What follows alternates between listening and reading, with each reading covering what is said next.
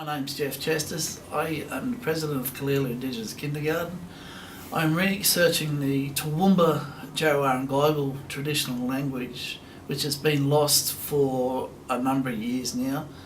There has been a number of people around talking language, but not traditionally Toowoomba.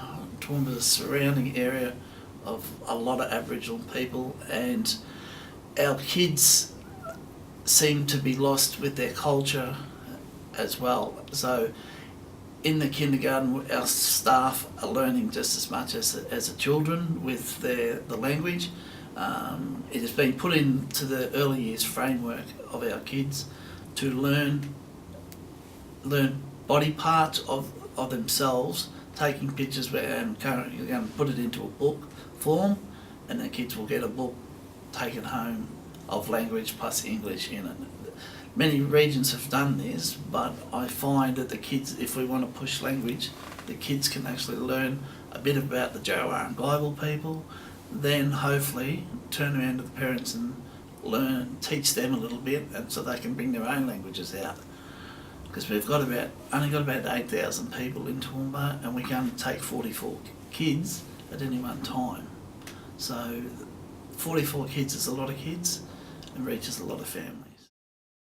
I spend hours every day and night researching and trying to pronounce language, and it becomes tiring after a while, but it's fantastic to listen to kids talk language when they learn a word, and we don't push the kids to learn any particular word at the time.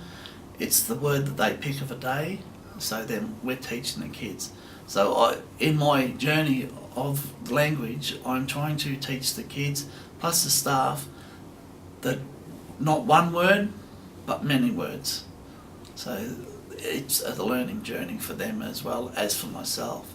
I have to be the teacher of language once I get it down pat, and then the kids will learn, as I said, slowly learn, whereas I need to learn quicker by contacting other people and talking to elders of the areas that surrounding Toowoomba and Brisbane.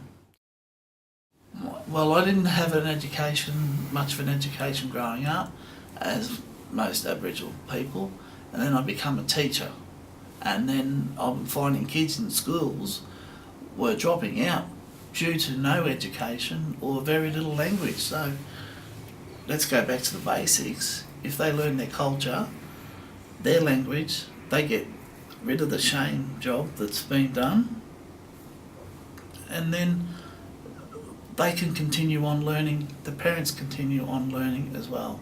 So it starts at a kid now, getting out of high school back into early childhood. The kids have a chance now of learning what it is to get through life, to take that next step, and ready for primary school. That next step comes out, and we look at all the health side of things as well for the children. So they learn about the body parts in language, then they can tell in language to their family members. So it goes from one extreme to the other. Hopefully then the elders or their parents and grandparents can learn and think, well, it's not that hard. My child's learning, or my grandchild's learning, so why not learn a little bit more as they're getting older? We're lifelong learners, especially as Aboriginal people. We cannot get enough of learning.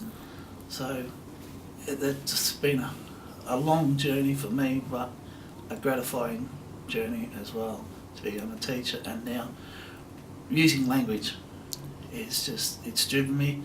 Sometimes I don't have a home to go to.